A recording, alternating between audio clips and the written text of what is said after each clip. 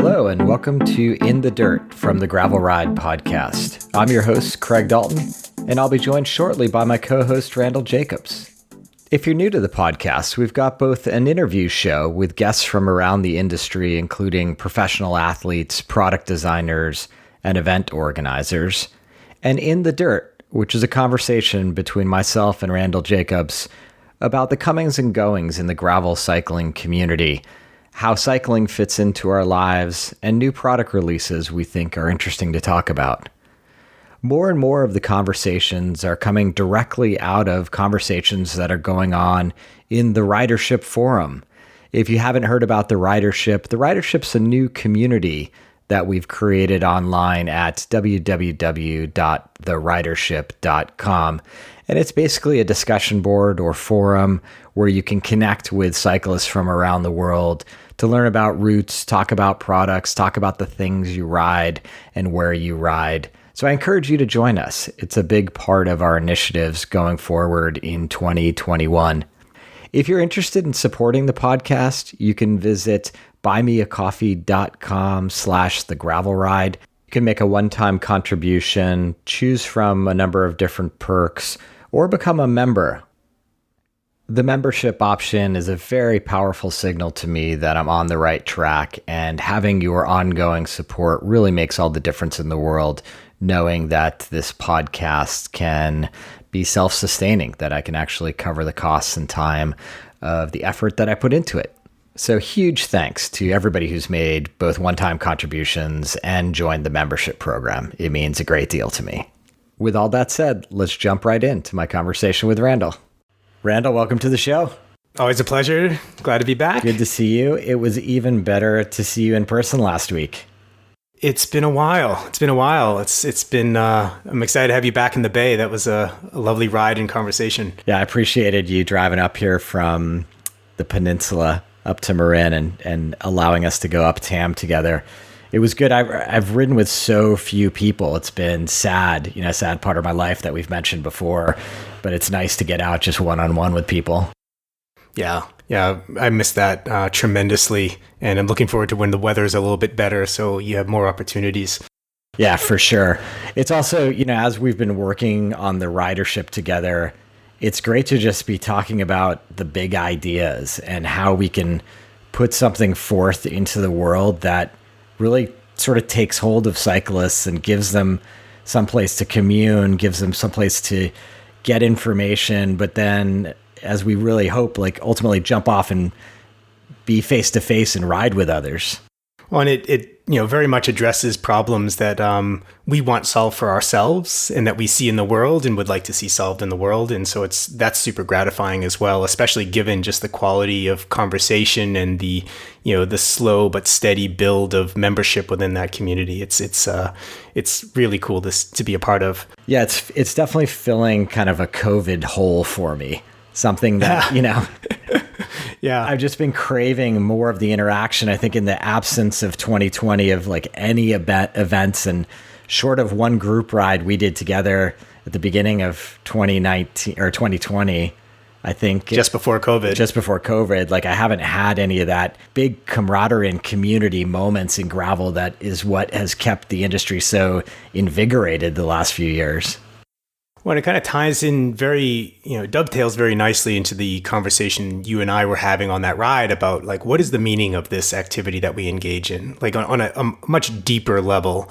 What is it about human psychology, about our most fundamental needs, in a very Maslow sort of sense that this activity addresses. And so, we were going to have this conversation today, and it kind of goes full circle into why you started the podcast, why I was in the bike industry and started Thesis, and why we're doing this Ridership project and so on, is to kind of facilitate these sorts of things. Yeah, I think the conversations around sort of how we pushed ourselves as cyclists at different points in our lives was interesting to kind of suss out, and we should just sort of jump into them and maybe give a little backstory for each of us as to how we discovered the sport. Yeah, I'm curious. Like, what was your first experience with the bike? Like going back to childhood. Yeah, after learning to have a bike, I think the bike that really started to mean something to me was the BMX bike. And, I very much enjoyed, living in the suburbs of New Jersey and Illinois, just sort of being able to go places, obviously to meet friends, and then discovering like the joy of jumping off of things.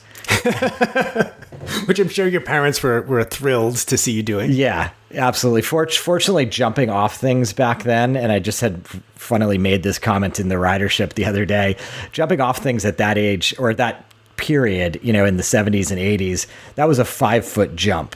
That was not the 50-foot jumps that you're seeing kids do today. So you'll break your arm, but maybe not your spine. Yeah, exactly. And I remember my dad was a road cyclist, so that was sort of present in my life. And I got my bike stolen, my BMX bike, and, being super fortunate that Christmas, my parents replaced it with a 10-speed bike, a Raleigh Grand Prix. And I remember thinking like that was cool, but it wasn't the right time for me. I still craved the BMX bike, and my dad totally didn't understand BMX as part of the sport that he loved. It was just a completely different discipline. But I think I cobbled together some money and ultimately ended up getting another BMX bike.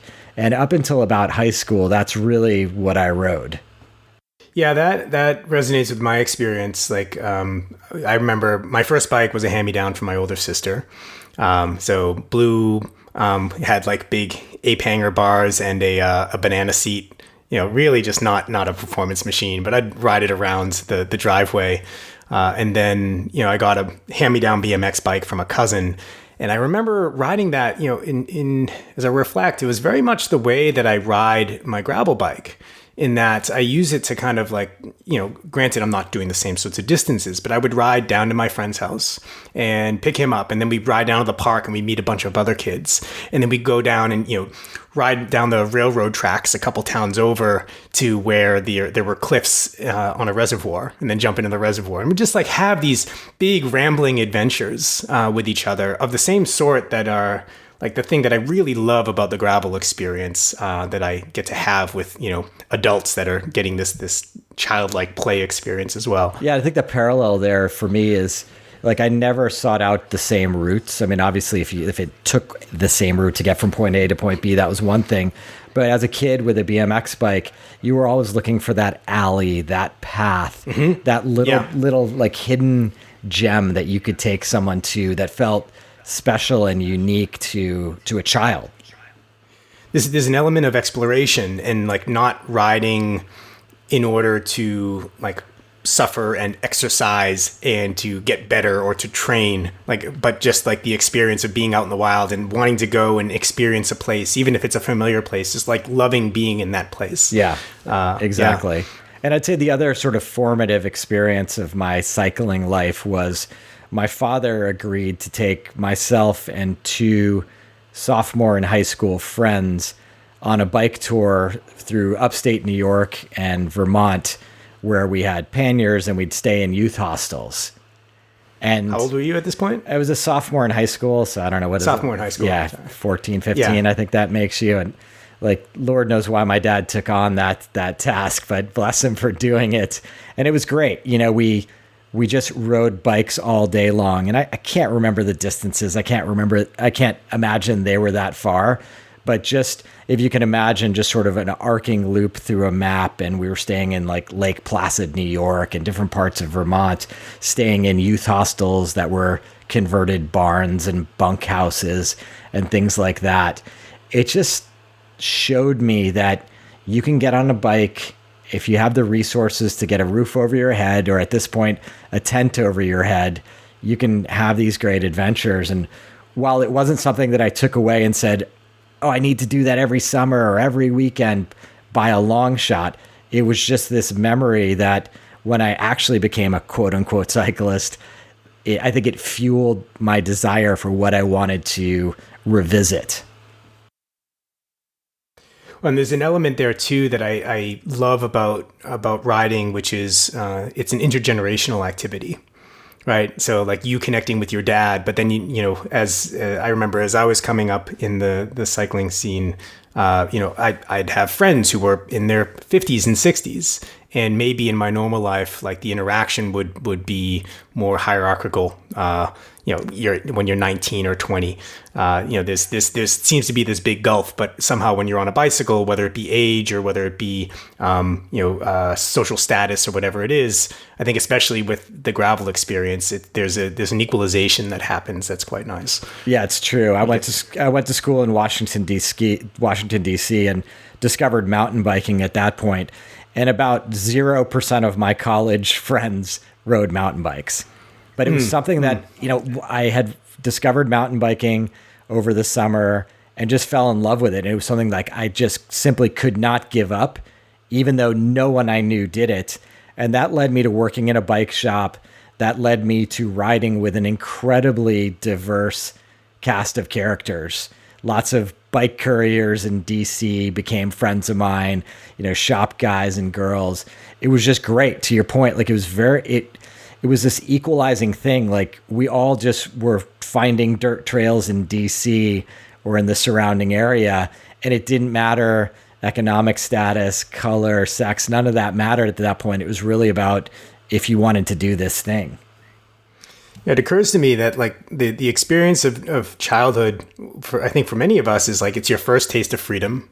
Right, like getting your driver's license. Only you don't have to wait so long, and there's not all these red tape associated with it. You just like as soon as you can get on your bicycle and your parents let you out of the backyard. At least in my experience, they're like, okay, you can go down to this street, and I'd go down to that street, and then I'd probably go 3 streets over, and then I'd be several towns over, and it was just like a way of allowing me a degree of freedom to go out and explore the world. Yeah, totally. Yeah. I know both of us in our 20s discovered mountain bike racing as something to do. For me, it was very much, and I'm a bit older than you, it was very much about discovering new places to ride. And that was more of a driver. Like I think I wanted to be more at the front end of the pack than the back end of the pack, but it was really more adventure driven than anything else. Where and how did it come into your life? I think that, so I came in around 19. So right after high school, I moved to Martha's Vineyard and took a job in a bike shop and was living in somebody's basement, and met a guy who introduced me to cross country riding and, built out my first serious bike. Up until that point, I had a Costco bike, which worked fine, but I broke every part on that thing, and I built up a steel hardtail from the ground up. And then when I got to undergrad, there was a racing team. And so I joined. And in fact, with little exception, like most of the people I brought with me beyond undergrad from that period, I met on the bike team, or I met through the bike team. And so it was very much a matter of yes, enjoying the experience of it. And yes, at that time, finding that I was pretty good at it. I had a natural cardiovascular base and so on, but also just a desire to connect. I was uncomfortable in social situations. I was socially had a lot of anxiety and so on. And so like this was a way for me to have something of a community. Yeah, it's I remember those first like really big rides when I finally connected with people I thought were real mountain bikers, and being the last person to clear any section or any climb. And you sort of remember those moments where you're the last one to arrive and everybody's had a healthy 5 or 10 minute break, had their snacks and had their drink. And by the time you get there, they're ready to go. And it's just, I don't view that as sort of a negative part of the rite of passage, but it was definitely a somewhat punishing rite of passage that I felt like I went through. Yeah, I went through something of the same. I now, like from where I'm at this point, I'm always very mindful out on rides of finding the people who are relatively new, who are maybe not the strongest in terms of fitness or technical skills, and kind of making sure that they feel included and so on, because it is a vulnerable position to be in, to show up to something with a new group of people, and in an activity where there is some element of competition, and some people do show up with that attitude, but making sure that people feel included and the like is I wish when I was entering the sport, it would have been really helpful for me to have more of that sort of dynamic. I know for sure. And I think everyone appreciates being accepted. Yeah, it seems like the improvement comes either way, right? And it can be more comforting and not risk shedding someone out of the sport. Whereas previously, I feel like, and certainly in certain sectors of the sport, it was pretty easy to get shelled out immediately. I find it was fortunate that I've discovered the sport mostly through the mountain bike side, which is generally more accepting, versus, you back in the day, you show up for a road ride with the wrong size socks, the wrong bike, the wrong kit. And unless you were absolutely crushing it, people were going to look at you with disdain and fear. Yeah, that hyper competitive element was very much part of the road side of things when I was coming up as well. And it's one of the reasons I never really gravitated as much to road, except for, when I was at a point where I was training a lot and was really fit. And in that case, it was a way of kind of stoking my own ego, which was itself not, a healthy thing. It didn't do me much good. But yeah, it just made it less accessible. And I ended up, after racing for several years pretty seriously, I think there was a couple of years where I didn't own a bike and wasn't riding because I was just like burnt out. Like, why am I doing this? Yeah, you think about that and you think about how you ride and experience riding today. And I don't think you would reasonably expect that anything would happen short of injury that would stop you from riding a bike tomorrow or a month from now. It's just I don't have the same compulsion to ride. Like I used to have a guilt around not riding. It's like, oh, I need to put this in because I need to exercise, and it's a sense of obligation. Now I ride when I want to ride, and I run when I want to run, and I go for a walking meditation through the woods when I want that, and it's a very different relationship to the machine than when I was trying to be, one of the stronger people and kind of punish myself to. There's an element of a big, hard, all-day ride can be this really joyful experience. But also for me, it was a way of like suppressing anxiety too, in some cases. Like, if you're having anxiety, well, if you ride all day, it's going to kind of make it so that your nervous system just doesn't have anything left, and finally you can get a good night's sleep. Yep. Yeah, no, it's true. Like, I think many of us has been there where you just, flog yourself on a 5-hour Saturday ride, and about all you can be worth is eating a burrito on the couch the rest of the day. And the idea of really being present in whatever you're going through and your emotions is farcical at that point if your body's just so beat down. Yeah. It can be, and this kind of gets into the conversation we were having the other day about like what does the bike mean? What is the purpose of this activity? What are ways in which it satisfies some deeper human need, some deeper need of the psyche for meaning, for a connection, or as an avoidance strategy in some cases, which I've definitely exercised in my relationship to the bike. Yeah, I got to imagine just the sheer amount of suffering that most professional cyclists have gone through, that there are some inner demons in play. Absolutely. Having had a lot of conversations on this topic with such people, not just competitive, like people who are competing at at an elite level, but also, CEOs or people who are in high status, highly competitive, high stress sort of positions. Well, you see them overrepresented in, say, Ironman or ultra endurance events or things like that. It's the same sort of like type A, whatever I'm going to do, I need to be the best at it sort of attitude. Yeah. Yeah. And it manifests itself out in some of the cultures of those sports, which I think is why I've gravitated towards gravel cycling, because I've always had any event that I've done, I've just always had a pleasurable experience. I've never felt like I was losing. I always felt like I was winning. And I was never near the front. Not a once have I been near the front of a gravel race. So it wasn't about the place I was in. It was about the experience I was having. I feel like in many ways it takes kind of the best of the compete to complete sort of MS ride type events, which are like a lot of people just show up and like that's the one ride they do all year. And then the other side, which is, the more competitive side of things, and combines that into a format where everybody can get the experience that they're after. Yeah, I think that's true. I think you're taking away the same thing you do from an Ironman. Like the vast majority of people going to Ironman aren't trying to win it. But for the vast majority of people there, it is this momentous culmination of 6 months or a year's worth of training to get to that finish line. And I think a lot of the gravel events are that way for a lot of people. There's so many variables, whether it's distance, terrain, etc., that you're going through, that it's a cathartic moment to achieve the finish line of a gravel event. Mm-hmm. Yeah. And on that theme, I'm kind of interested to dig a little bit deeper in your experience at what was your mentality kind of at the height of your competitive phase with cycling? Like, what were your motivations? What was going on internally? As I said to you before, I've never been sort of a hyper competitive person. I found myself just by riding as much as I was doing and the people I was riding with in DC that I sort of was naturally progressing towards the front end of the expert category.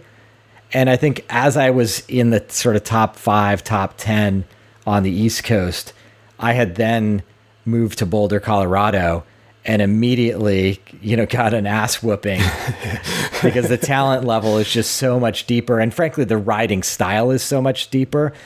Gone are the advantages of being great in the roots and the wet. And here I am having to climb, big mountains, certainly from where I was from. So I think that combined with the age I was at and my desire to keep racing kind of had it shifting. And it then again became more about, I'm going to continue racing to travel and discover Colorado and race the Colorado series. And it was more this vehicle for getting places and riding new terrain that drove me at that point. And ultimately it was an injury that kind of pushed me out of competitive cycling, but I think I was there already. Like mentally you had it, you'd had enough. Yeah. I still loved going places and riding new terrain, but it wasn't like, it wasn't interesting to sponsors for someone who just wanted to go out and have experiences, right? At that point, I think they wanted a little bit more. It was sort of before the ambassador of cycling kind of concept was out there in the world. Oh, when you could be on the book face and Instatubes and all this stuff and just self-promoting and use that as a way to get people to give you stuff. Yeah, exactly. So I mean, I think at this point, I still want to be closer to the front of the pack than the end of the pack, but it's not a huge driver for me at all. I find for me, maybe sort of the guilt of me thinking I need to go out for a ride is still a driver that is positive in my life. As a family man, I do need reasons to get out the door. So having like a little bit of sort of nagging guilt of like, oh, I should get out on the bike is actually a good thing because sometimes I need a little bit of something to get out there.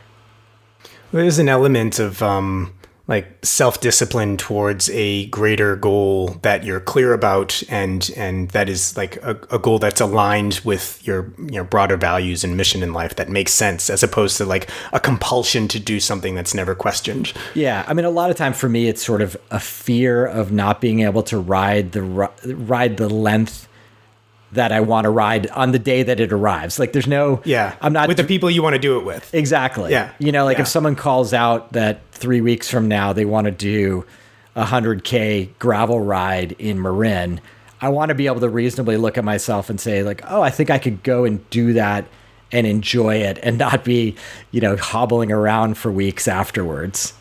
My motivations are very much aligned with that at this stage. Definitely weren't when I was at the peak of my racing days, which is something that might be fun to explore a little bit because there's this like where we are now, I feel it's a much healthier relationship. When I was racing, and we can ask the question, like, what is a healthy relationship to the bike when you're hyper competitive or you're you're using it primarily in competition. For me, it was very much a way of, like I raced in college, and it was mostly to be part of the team in that community. And I found I was pretty good. I would do well enough in my category. And then I kind of put it aside. And several years later, I always had in the back of my head, like if I was ever going to be a professional athlete, that this would be the easiest way for me to achieve that. Which why I needed to achieve that is, like, why did it matter so much? And so when later on, my father got sick, and it was like one of several things is like, this is what I want to achieve. If I was on my deathbed, this is one of the things I would like to have achieved. And I remember getting to a point where I got my upgrade, and I was the Pack Fodder Pro, which was my goal, and feeling, in retrospect, that too much of my identity was wrapped up in like being good enough to reach that status and then have other people recognize me as, oh, like you're that guy who is relatively fast in the small community. It's like, why is it that I needed that external validation? And this gets into, I think, like deeper questions of like where one gets one's worth, which I think a lot about these days, where I get my worth, where people get their worth. Yeah. I mean, it's certainly a deep question and something that I think everybody struggles with, right? Yeah. Yeah. And I don't think I think when you start asking the question, it's like the thread on the sweater that you can pull, and you can end up unraveling the whole sweater. And sometimes that's what it takes in order to have a healthier relationship with oneself and how one shows up in the world. And that's kind of what I've discovered of late. Yeah. For me. Yeah. Yeah. It's, in listening to you talk about your history, I wonder if collegiate cycling also gave you a different introduction to the sport than I had. My knowledge of collegiate cycling and what I've listened to people talk about it, there is more of an element of a team, right? There's things that you can do to acquire points. So it's not all about you, not maybe necessarily. It's about the us achieving the goal for the team. Is that true? In my experience, and granted, this is 2001, 2, 3, so this is 20 years ago. Geez, it's 20 years ago. But it was actually much more the fact that everyone's piling into the vans, where then 20 something people piling into 2 motel rooms. And figuring out how to keep food cheap and things like this. And we were spending every weekend together going on these, sometimes 10 hours away, to go to a race event. And then meeting up with the same, people from other local colleges who were part of that conference. And so I think that element of it was what really made it much more about, not even team. I didn't feel like I was part of a team with team goals as much as like a group of people who were going and having our own kind of individual competitive experience, but then also being, in community with each other and seeing people from the other teams. And, some of the races, they'd be like a bonfire. One of them, there was a naked crit, things like this, like just silly things like this that were a big part of me feeling a sense of connection and community when I first started undergrad. Yeah. Interesting. Yeah, I think there's been some interesting commentary going on in the ridership about people just introducing how they find the sport and what continues to motivate them, which is definitely exciting for me to read. Yeah, it's a set of conversations that I'm excited to start bringing folks on the podcast to kind of dive deeper into. This not just how you got into riding, but the deeper why. If you really kind of unpack, how does it tie into, think of it evolutionarily even. We are a species that builds machines to ride in giant loops. That doesn't, there's no, we're not producing something that helps us stay fed there's just something that it addresses that is a lot deeper than the activity itself and more universal, I feel. Yeah, no, I think it's going to be an interesting area for us to explore And I'm excited to get guests on that can articulate these feelings, and hopeful that the listener will continue to give us feedback to say, that is what I'm feeling. I know when you've talked in the past about rolling meditation, my comments on the podcast page in the Ridership often flare up, and people just acknowledging, like, I feel the same way, Randall. Like, when I'm out there, there's something, it's more than a physical activity that drives my participation in the sport. Yeah, meditation is something that I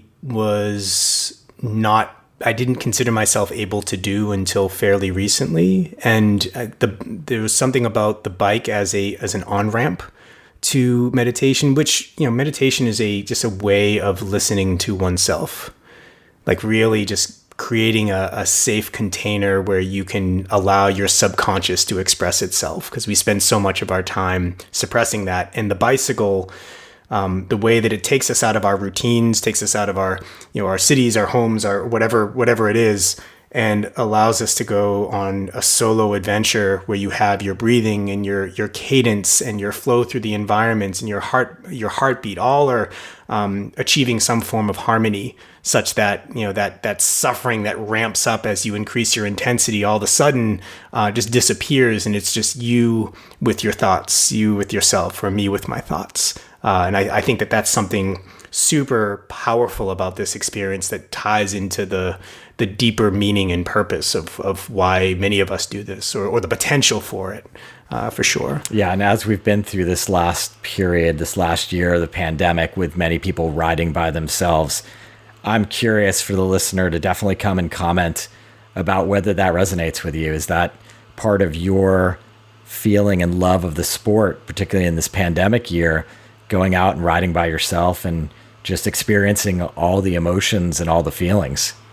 Yeah. And with regards to folks listening too, if there are people that you have found particularly resonant on these types of topics and in sharing and exploring these ideas, please let us know. In the Ridership Forum, we have a channel specifically for the Gravel Ride podcast. So jump in there and make suggestions of, like, hey, here's a podcast with this person, or here's a book, or here's somebody I know who was a professional cyclist and then became a psychotherapist, or who's a meditation practitioner or something. People who we can kind of tease some of these themes out, because I feel, especially in the context of this collective experience of a pandemic and the collective experience of significant political turmoil and transition, concerns about, even to speak more broadly, like the future of humanity, climate change, and like how our culture is driving us in a particular direction. Like, there's big issues that we all are aware of, and I think that we're seeing manifest in just how much change there is and how difficult that is for a lot of people to process. There's an opportunity to have a conversation around this that maybe starts with the bike, but ties into something much more universal about what we're all going through. Yeah. So for the listener, just come on over. If you're not already a member of the Ridership, just go to theridership.com and you can get an invite and come on over and join the conversation. Randall, great to talk to you this week. Yeah, always a pleasure. I love this stuff. So big thanks for joining us this week. I hope the conversation sparks something within you. And as we were saying, we would love to hear from you if you have any feedback as to how cycling fits into your life. The best place to provide that feedback is going to be in the Ridership Forum. If you're not already a member, just head to www.theridership.com to get your invite. Once in the forum, you can comment in the Gravel Ride podcast channel or any other channel that seems relevant to your point of discussion. Within the forum, you're going to see conversation from cyclists all over the world. We've got general topics as well as regional topics and routes that are prevalent throughout the platform. So come join us today. So that's it for this week. Until next time, here's to finding some dirt under your wheels.